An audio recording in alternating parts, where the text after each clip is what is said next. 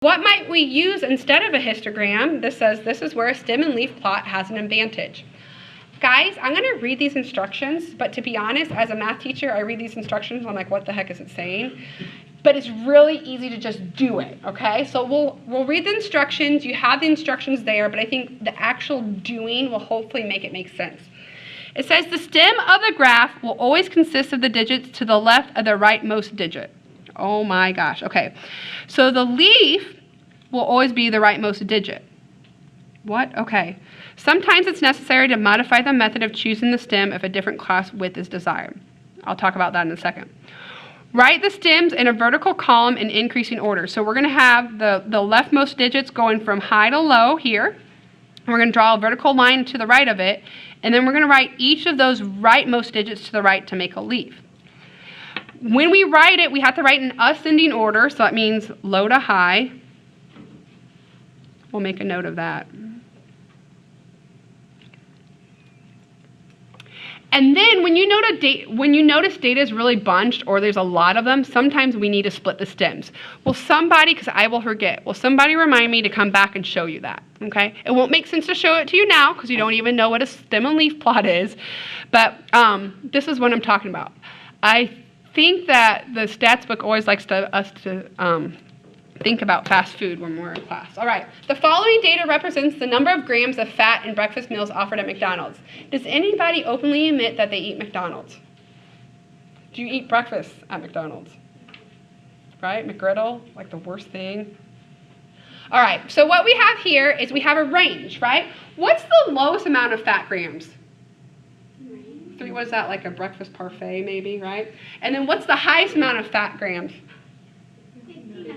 So that's like the McGriddle, the hash browns, the sweet tea all at once, okay? So what we're going to do is, do you guys agree, other than 3 and 9, what the highest we have is just 2-digit numbers, okay? So what we do is the 10 spot is your stem, that's the leftmost, right? And then your 1 spot is the leaf. How do we show single digits like 3 and 9? Well, technically it's really weird because we never write them this way, but technically their 10 spot is 0, right? So that's going to be where we put the 1s. These will be the 10s, 20s, 30s, 40s, 50s. And then we draw our vertical line. What I have just covered there is step 2. We wrote the stems in a vertical column in increasing order and put our vertical line. So what we're doing is we're basically separating our place values. Do you guys remember place values from back in the day? Okay. The stem is going to be the 10s. Over here, we're going to do just the 1s in increasing order. So what do I mean by that? What were our single digit numbers up here? 3 and 9. So guess what we're going to write? 3 and 9. A little bit of a gap, no comma, okay? Right now, it shouldn't make sense to you, but here it should make sense to you when we get to the 10s, okay? So now what we're going to do is we're going to go through the teens in increasing order, okay? So what's the lowest amount of teens we have? 11. So are we going to write 11 there? No. We've already wrote the tens part of 11. What's the 1 spot of 11? 1. Do you guys see 11? 11, okay? What's the next number? 12. So what number are we going to write? 2. Do you guys see 12? You see what we're doing? Okay? So basically it's a way to write all the numbers down, but you don't have to keep repeating the 10s. You know, you're just going to write the 1s in the 10s. All right, what do we have? 2 16s? So what are we going to put? 2 6s. Do you guys see? So here's a 16, and there's a 16. All right? So now we're going to go through the 20s in increasing order. There's a lot of them, so I'm just going to kind of go through them. That way we don't have to take time. I trust that you could find them eventually, right? So 21 is the lowest, so I'm going to just put a 1 there. Does everybody see that? There's 21. There's 2 22s, so what do I need to put? 2 2s. Not because it's 22, but 2 22s. That could be more confusing, I'm sure. All right, 24, so what am I going to put down? A 4. 25, so what am I going to put down? A 5. And then 2 27s, so what am I going to do? 2 7s. You got it. So now we know we have all these 20s without having to write 20, 20, 20 each time. 30s, just as many, okay? So there are 2 30s. So what are we going to put down? 2 zeros. You're like already done. Missy, you can probably teach this class, I think. All right, 31. So what are we going to put down? Yeah, you don't know. You keep talking. Don't make me scare you.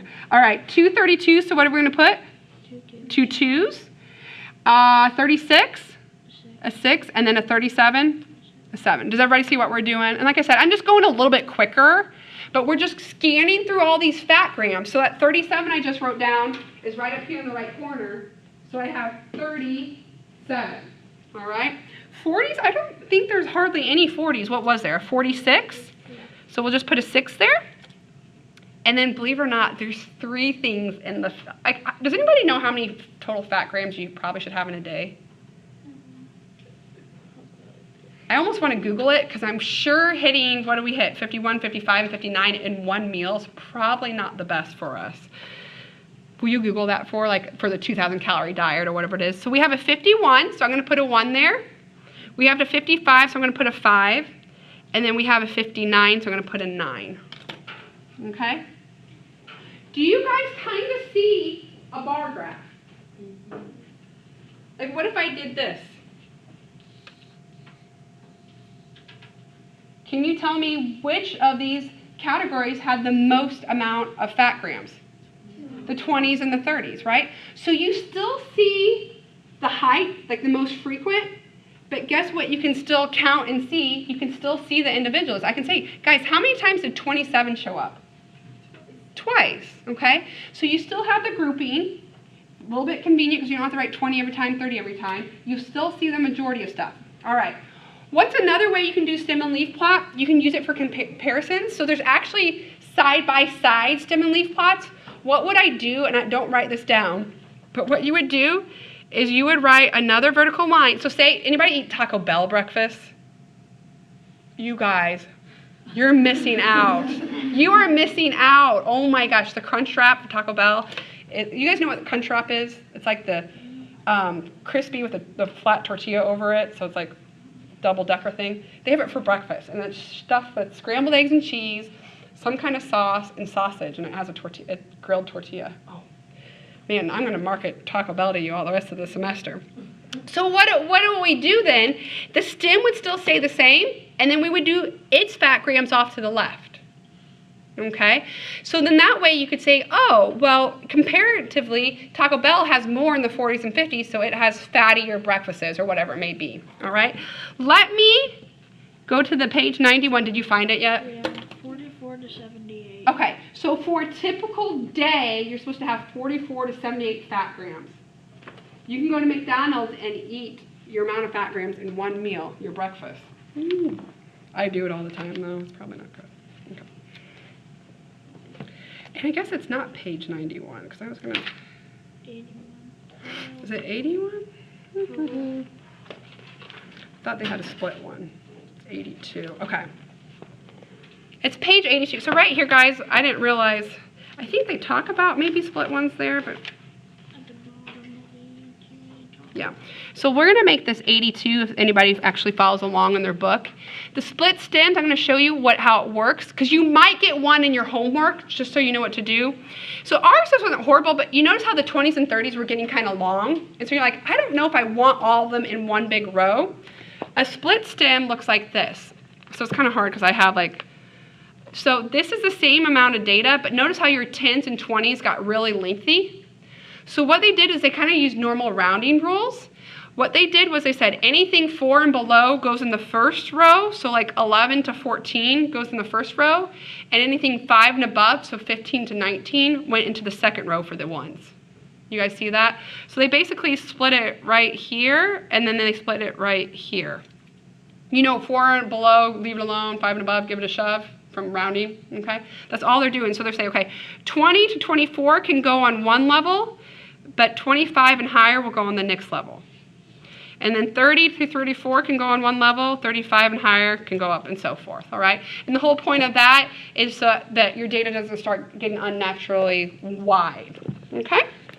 So you can do comparative, or you can do split cell. All All right, the shape of the graph, so this is how my math lab will do it. They'll give you data, they'll ask you to construct whatever plot or chart they want you to, and then they always have this last question, describe the shape. Well, we actually don't talk about the shape until the end of the section, but I wanted my problems to look like what you're going to see at your homework. So again, remind me to come back to that, okay? We're going to come back and answer that question. How are we doing on time? This is really long. We'll just get through 2-2. We won't even do 2-3 today, even though it's really easy. All right, dot plots. I laugh at dot plots, but they do make sense. They do work, but they just seem really juvenile, and I'll show you what I'm talking about. So it says a dot plot is drawn by placing each observation horizontally in increasing order, and then literally place a dot one above the next for every time it shows. Like you're making snowmen, basically. You're building little snowmen. So here, what do you know? We're talking about some more food. The data below represents the number of customers waiting for a table at 6 p.m. for 40 consecutive Saturdays at Bobak's restaurant, okay? So each of these is on any given Saturday at 6 o'clock. So at 6 o'clock, there were 11 people waiting one Saturday. The next day, Saturday, it was 5, and so forth. First of all, my question for you, this is kind of a nice reminder. Is this data discrete or continuous? Why? You're right. Because we're counting the number of people, right? So it's discrete because we can count the number of people.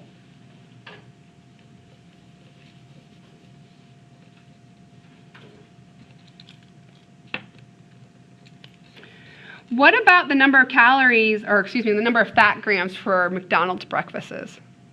That's continuous, right? That has to be measured in some way. They just round it to 59, okay? All right, so this is how we do it. It's not very exciting. Whenever we draw a chart, no matter what, let's get good at labeling it, okay? So this is just the customers waiting for a table is our chart.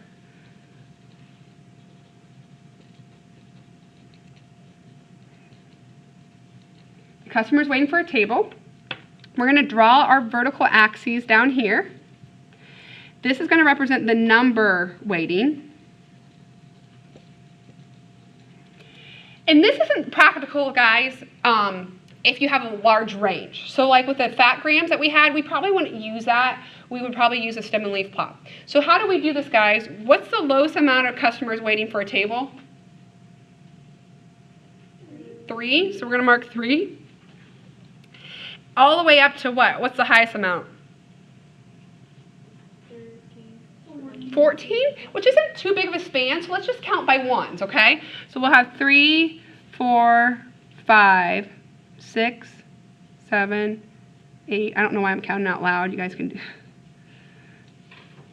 I'm a big hand holder, if you can't tell. Okay. Now, if it was a wider range and you didn't want to do it, like you would still have to put the dots at every number, but you didn't want to label every number, you could count by like 3s or 5s, but leave space between them to put your little dots. All right, this is what we're doing, and I'm going to just do a couple, and then I'm going to go quick, and you can just mimic me, because you'll be like, I'm already falling asleep, and I'm going to fall asleep more if you make me do this whole thing. All right, you just go to your data, start with 11. Where does 11 need to go? Right down here. You literally draw a dot. And then what's right after the 11? It doesn't matter which way you go. No, I typically go horizontally. I don't know. But if you're someone that went vertically and you wanted to plot 4, that's fine, okay? It doesn't matter. You can be really spontaneous if you want.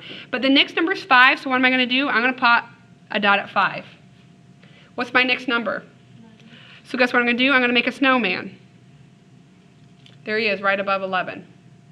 You guys see what we're doing? 3, 6, 8, 6 again. You guys get the gist of it? Okay? So what I'm going to do, if you want to, you can do it yourself, or if you want me, I'm just going to go 3 to 14 and tell you how many dots you need to plot, okay? So 3, there's actually 2, so there's 2 times there were 3 people waiting. 4, there's 3.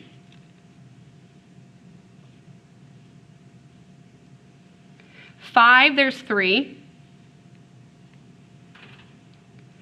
6, there's 1, 2, 3, 4, 5.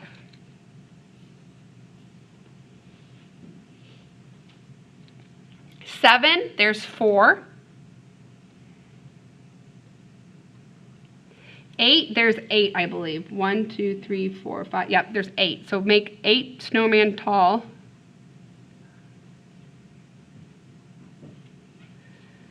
9, there's 4. 10, there's 4. 11, there's 4. 12, there's none, but we still label it. It's still there. We just don't put a dot there. And then 13, there's 2. And 14, there's 1. Okay? So, do we have the perks of the stem and leaf plot? Yes. We can see the frequency of the most often ones. So, like in general on Saturdays, how many people are usually waiting most often? 8 people are usually waiting at 6 p.m., okay? But you also can tell me individual how many times was there 11 people waiting for a table? 4, right? And why might we do this? Guys, you're not going to probably do this, but if you did, you could fight customers. Like maybe there's a grouchy old man that comes in like, every time I come in here on a Saturday at 6, there's like 25 people waiting and I never get a table, blah, blah, blah. And you're like, look, guy, I got this dot plot. 25 never shows up, so I don't know what you're talking about, you know. And you wouldn't do that, but you could. You have data in an organized manner that's easily and visually able to see what's going on, okay? Not the most practical if you have a wide range, right? You don't want to go 3 to 45. But if you have a smaller range, then you have that. Describe the shape. We're going to come back to it. D, it's really, I need to make notes on this stuff. I need to correct how I word this. I meant to say, how might a stem and leaf plot and dot plot be more informative?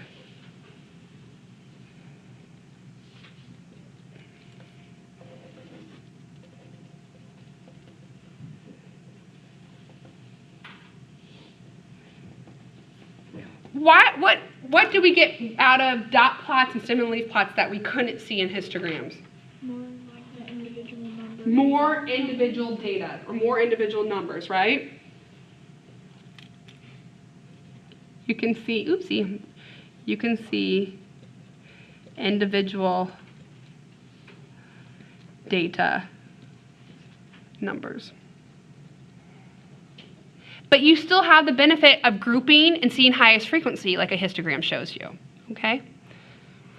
Histograms are a nice, easy way and real quick. All right, we're doing great. All right, page 9 is finally getting to where I keep saying come back to it. The shape of these distributions. You guys have probably heard of a couple of them, and the other ones are like, no, I'm not so sure, but I'm going to try my best to make it make sense to you. So if you flip to the top of page 9, these are the different shapes, and I want to kind of write some notes on it. So identifying the shape, it says when we use a histogram to represent data, guys, it doesn't even have to be a histogram. When we use a histogram, stem and leaf, dot, etc. It can be a lot of different graphs. We can usually see a shape forming. Not always, but sometimes we can. Have you guys heard of a bell-shaped curve? Yeah. Right? And the whole idea is when an instructor says I grade on the bell-shaped curve, that's not a good thing, right? They want a majority of you guys to have C's, few of you to have B's and A's, and few of you to have C's or D's and F's. But a bell-shaped curve is always symmetric.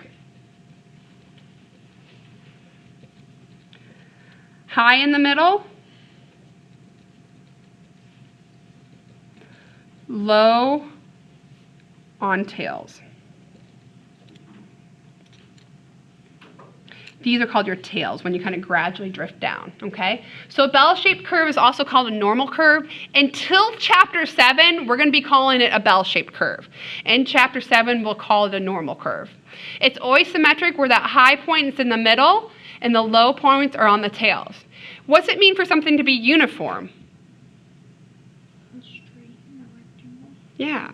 Everything's the same, right? When you have to wear uniforms to school, everyone's dressed exactly the same. So uniform, all the heights are roughly the same.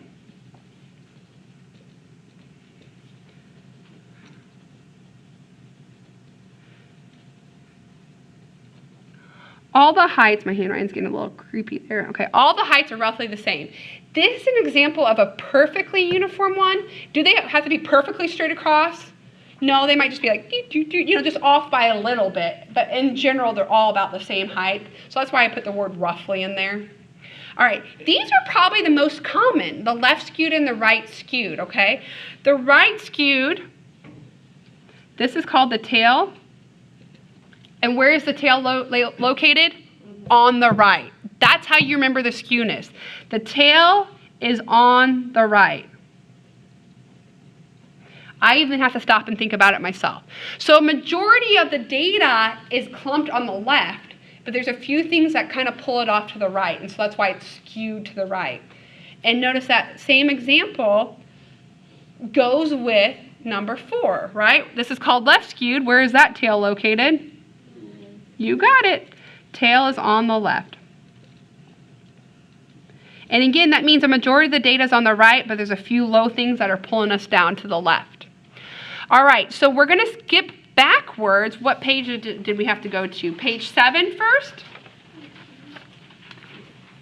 It's kind of a trick question, I feel like. If this was a bar graph, you turn it sideways, is it normal, uniform, right skewed, or left skewed? I think it's pretty bell-shaped, don't you? Wasn't the majority of the stuff right here in the middle, and then these kind of gradually go out? So this is bell-shaped. And that's how my math lab will do it. They'll give you data, they'll have you construct whatever graph they want you to construct, and then the last part will say, well, now that you've done it, what shape do you have going on? Page 8. What do you think for that guy? Is that bell-shaped, uniform, left, or right skewed?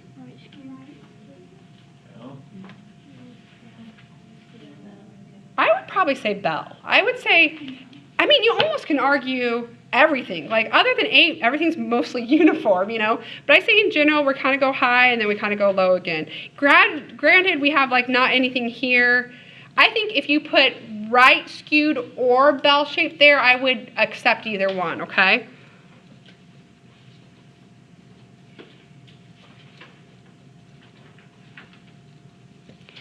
On an exam, guys, I don't do wishy-washy. I do obvious, okay? You're going to know which shape it is. There's not I don't know. It's going to be obvious. Are there any questions on the shape of the graph? You guys okay? All right, so the last concept, and we can even stop here today if you want, is Objective 8, drawing a time series plot. This is something that, again, I feel like we've been doing for a while. How you do it is on the x-axis, or your horizontal axis, is your measurement of time, okay? So time is on the horizontal axis. So in this specific example, I know I'm kind of jumping to it before I read the whole definition. In this specific example, our measurement of time is months. But you might go by days, you might go by hours, you might go by years, okay? However you're measuring your time, that's going to be your horizontal axis. And then whatever you're studying, the corresponding value is going to be that vertical axis, okay? So maybe I wanted to know, anybody going into nursing? Wow, that's a lot, half the class, okay? So maybe there's a patient that you're really concerned about, blood pressure or something like that. So you're checking their blood pressure hourly.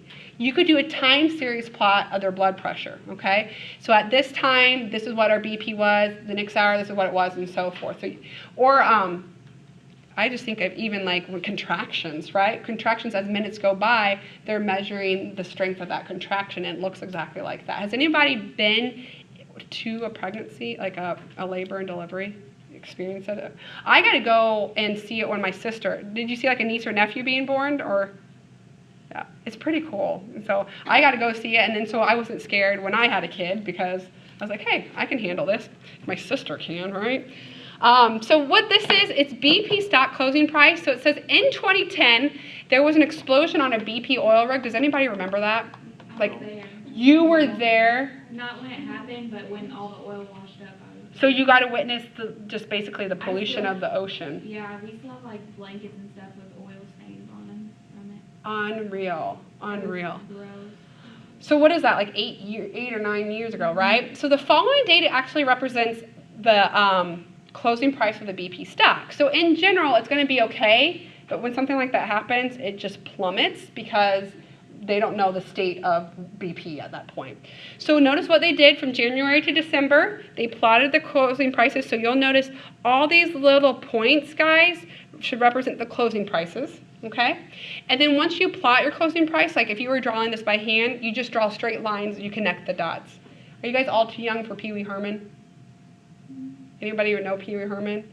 Connect the dots, la la la la. I always do that. I used to make us do this by hand, and I'd always sing it because it's just really boring. But what we have going on here is you see a trend, okay?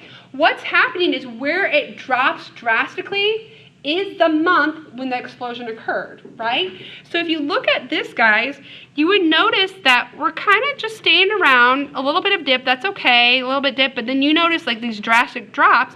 When was this happening? I think, was it in May or June? Do you remember? I think I was down there in June. So yeah, I think it might have happened, see, notice how from April to May, it's like the steepest dip. That's the most drastic change. This is probably when the explosion occurred, okay? And then they try to build themselves back again. So that's what's nice about time series plots is once you put it visually into a graph, you can kind of see trends that are happening, all right? So it asks us, can you tell when the explosion may have occurred? We'll say April, May, question mark? The biggest dip, the biggest drop.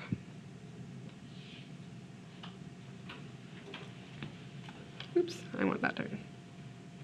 You guys have done these before, haven't you? Have you had to do that before where like you were doing some kind of project or anything? If not, hopefully there's no questions. Let me know if there is.